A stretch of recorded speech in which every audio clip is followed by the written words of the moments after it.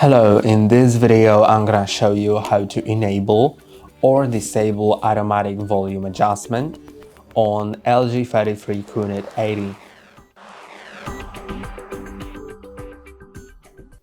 This setting will automatically adjust the volume so it's all just constant because different content may have different volumes itself, so it will adjust the TV volume to make it constant between different channels if you switch them, so you don't get these weird contents that may be too loud or too quiet sometimes.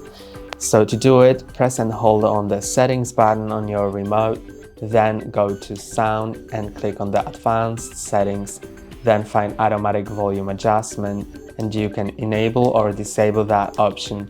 That's all for today. Don't forget to like and subscribe. See you next time.